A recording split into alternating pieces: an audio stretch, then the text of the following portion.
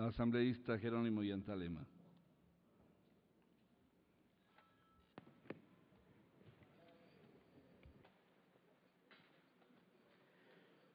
Yupachani mashi presidente, yupachani mashi asambleísta kuna. Ñukanchik yaypika kay punllapika kaypimi kanakanman karka kay ñukanchik economía social y solidariata pushakuna, apakuna.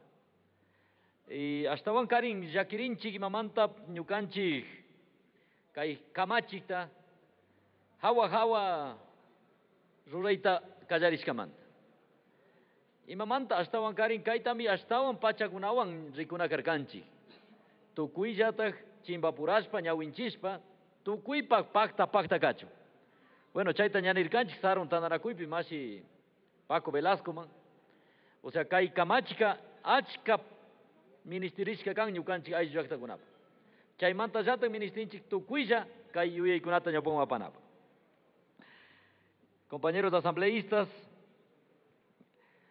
consideramos que es un momento histórico el tratamiento de esta ley. Sin embargo, lamentamos que esta ley de tanta importancia tenga que ser tratada precisamente al vuelo de pájaro, puesto de que no habrá posibilidad suficiente para profundizar. Ahora hemos visto una muestra concreta. Paco Velasco, con toda la buena intención, ha recibido la comisión, pero finalmente tuvo que cerrar el informe y no hemos visto acogidas las observaciones. Por lo tanto, sí consideramos que esta es una de las leyes que requerían precisamente mucha energía y discusión, y en el ámbito todavía más complejo, cuando una de las leyes de mucha importancia ha sido vetada totalmente, la ley de comerciantes minoristas. Debería precisamente demostrarse en esta ley que se ha incluido ese veto, porque precisamente ese era uno de los argumentos, que esta ley iba a recoger precisamente los derechos de los comerciantes minoristas. Y resulta que no ocurre así con este informe que estamos debatiendo. Consecuentemente, siendo coherentes y recíprocos con nuestra actuación, deberemos asumir precisamente ese trabajo que ha sido vetado por el presidente. Esta Asamblea no puede dejar de lado en este tratamiento de esta ley. Por otro lado, considero que sin duda hay elementos que hay que tener en cuenta que no han sido tenidos en cuenta en este tratamiento de la ley. El primer punto: el Ecuador, con la Constitución de Montecristi, ha sido constituido como un Estado intercultural y plurinacional. Pero además también se ha insistido, y eso hemos escuchado incluso con las compañeras asambleístas de este legislativo, el insistir en el principio de la equidad de género y la interculturalidad.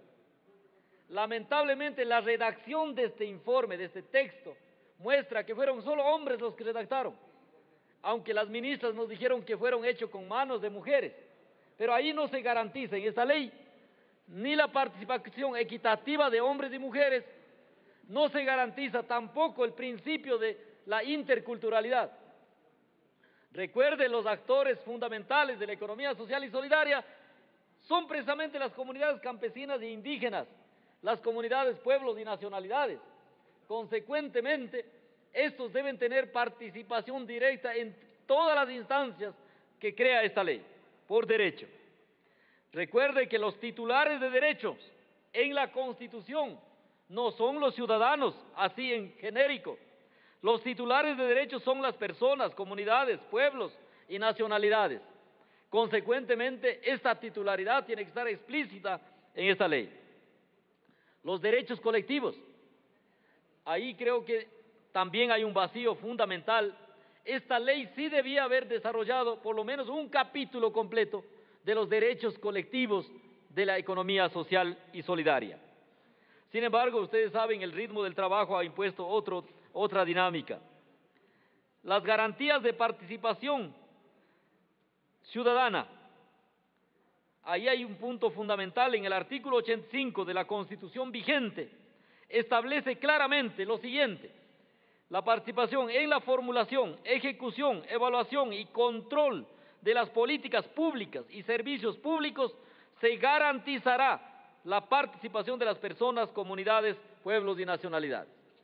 Si miramos todas las instituciones que se crearon, que se están proponiendo crear en este proyecto de ley, entre ellos el Comité de Economía Solidaria, la Superintendencia, el Comité de Economía Solidaria, ya hemos dicho, la Corporación Nacional de Finanzas Populares y Solidarias, no incluyen la participación de los titulares de derechos de la economía social y solidaria. Por lo tanto, nosotros también debemos destacar el aspecto de las instituciones indígenas.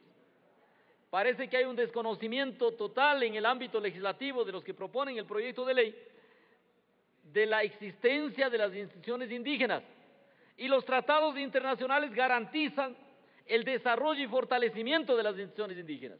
En este caso, dos en concreto estarían directamente vinculadas con esta ley. El FODEPI, que es el Fondo de Desarrollo de los Pueblos y las Nacionalidades, creada por ley y como institución pública de los pueblos y nacionalidades. El CODEMPE, igual el Consejo de Pueblos y Nacionalidades, la instancia reguladora o la acreditadora de la personería jurídica de las instancias comunitarias. Esta debe estar incluida en la ley. Por otro lado, creemos que definitivamente deja muchos vacíos, y yo aquí quiero tomar las palabras textuales del asambleísta Paco Velasco, cuando empezó su presentación, exponiendo los cambios que se han avanzado respecto a las compras públicas, al sector de la economía social y solidaria. A mí me queda todavía la preocupación, ¿cómo es que en 4 años de gobierno apenas compramos el 6 al 15% a los pequeños productores campesinos e indígenas? Recuerde que el Estado invierte más de 45 millones de dólares solo en compras de alimentos. Y vea, está demostrado por el mismo asambleísta Paco Velasco que el Estado en el 2010 apenas compró el 6%. 2009, perdón. En el 2010 dice el 15%. Es decir, que prácticamente el 85% de la plata sigue yendo a las mismas mafias, monopolios económicos, a los que han cuestionado precisamente. Yo creo que aquí es donde debemos fajarnos, compañeros asambleístas, y no solo decir que es obligatorio para la instancia, en este caso reguladora, de determinar mecanismos. Yo creo que hay que dejar estableciendo la obligatoriedad de todos los niveles del Estado, el gobierno central, los distintos niveles de gobierno, de comprar prioritariamente, tal como dice la Constitución, al sector de la economía social y solidaria. Entonces yo creo que ahí sí vamos a ser mandatarios, o sea, mandantes en la articulación de la ley. En ese sentido, nuestra propuesta, como han dicho ya inclusive el compañero Ángel Medina, representante del CODEMPE, ya hemos presentado por escrito. Sin embargo, consideramos que hay que insistir en la importancia, en el aspecto de los principios. Por ejemplo, no podemos quedarnos únicamente en los principios tradicionales, hay que incluir los principios que promovieron la subsistencia de este Estado. Mientras quebraron los bancos, mientras quiebran las empresas, ¿quiénes dan de comer al país? Precisamente el sector de la economía social y solidaria. Los pequeños campesinos e indígenas seguimos produciendo, cultivando la tierra para que haya comida en el campo y en la ciudad. Y precisamente estos principios de solidaridad, como el trueque, la minga, la unidad en la diversidad, la plurinacionalidad y la interculturalidad, la equidad de género y generacional, la armonía entre el ser humano y la Pachamama, tienen que quedar establecidos como principios rectores de esta ley. No podemos quedarnos únicamente con los principios tradicionales que estamos acostumbrados a mirar.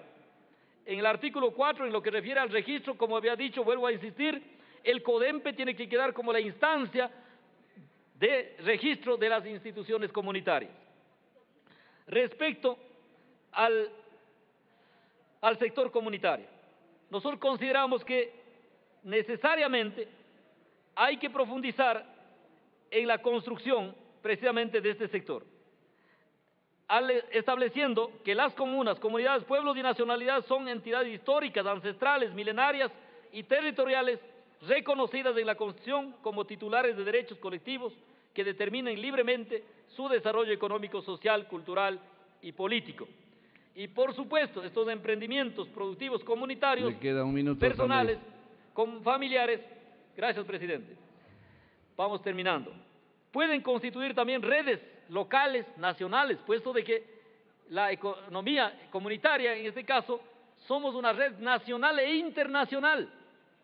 Prácticamente los asambleístas conocen cómo, por ejemplo, comunidades campesinas indígenas a Venezuela tienen sus sistemas productivos funcionando en los mercados de Venezuela, por ejemplo, y así en Europa, Estados Unidos. Consecuentemente, quiero referirme para terminar al tema del Fondo Social, artículo 14. Ahí la pregunta es, ¿se puede crear un fondo social sin responsabilidad del Estado? ¿Cuál es el rol entonces del Estado? Y finalmente, cuando hablamos ya precisamente de la relación con el Estado del sistema de la economía social y solidaria. Aquí yo creo que no habrá relación cuando solo el Estado central o el gobierno central se apropie de las instituciones. Por lo tanto, proponemos una participación equitativa y solidaria de todos los actores vinculados especialmente estos tres sectores: cooperativista, asociativo y comunitario, tienen que tener representación. Y en el comité consultivo no se puede terminar cerrando con la palabra no vinculante. Por Dios, en esta hora de la historia, las decisiones, el mandante tiene que estar en la capacidad de tomar decisiones, tal como establece el artículo 85. ¿Cómo es eso que no sea vinculante la participación ciudadana?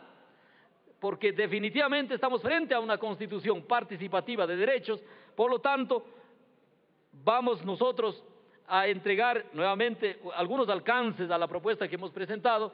De todas formas, ya hemos anticipado que nuestras observaciones ya están en la mesa de trabajo, y yo sí espero, y tal como hemos escuchado las palabras del presidente de la comisión, que serán revisadas y acogidas en este segundo informe. Muchas gracias.